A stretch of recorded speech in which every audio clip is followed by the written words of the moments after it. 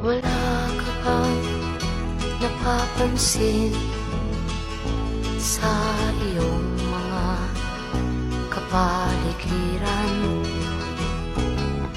Kay dumi na ng hangin, pati na ang mga ilog natin.